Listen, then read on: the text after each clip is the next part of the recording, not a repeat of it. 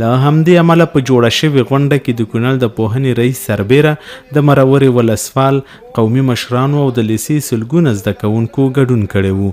قومي مشرانو ویل په همدې لیسه کې زموږ بچیان روزل کیږي، نو د همدې خاطره مو د پوهنې د مسؤلینو سره په همغږۍ د ولسي چاندو 128,000 افغانیو پر مټ یا د لیسې ته لمریزه برېښنا جوړه کړه.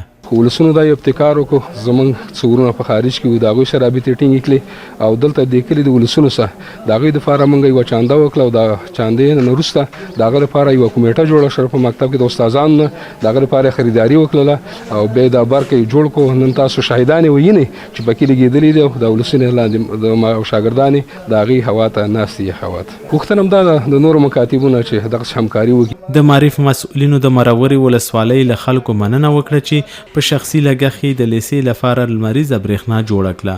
نوموړی د مرکزي لیسې شته ستونزې مني او ډاډ ورکوي چې ډیر زر به ورته د حل لاره پیدا کړي.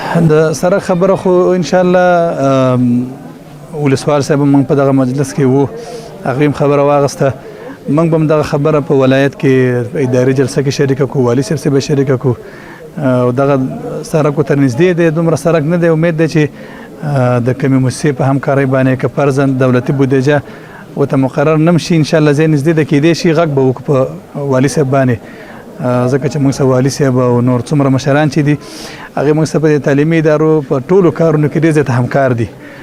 ولسوال صاحب موږ به ټول دا غږ ورسوو انشاءالله. او البته د تشنابونو خبره چې ده د دې لپاره موږ تصمیم ونیسو، جوړ به کړو انشاءالله.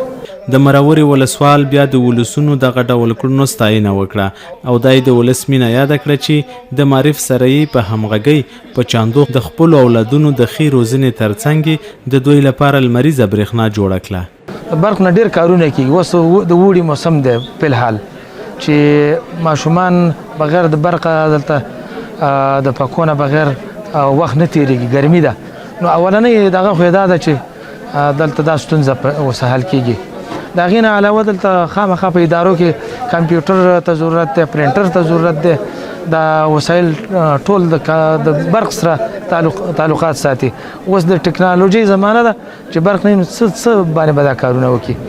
نو او بل مهم کار پکې دا دی چې هغه کارونه چې په ډېرو خلکو کېدل اوس د کمپیوټر په واسطه او د برق په واسطه باندې کېږي، په لږو خلکو باندې دغه مسایل حل کېږي، دا مشکلات حل کېږي. د یادونې وړ ده چې تر دې وړاندې د پوهنې ریاست سره په همغږۍ په بېلابېلو لیسو کې د زده کوونکو د هوساینې لپاره بېلابېل کارونه ترسره شوي او دا لړۍ به لا هم دوام ومومي.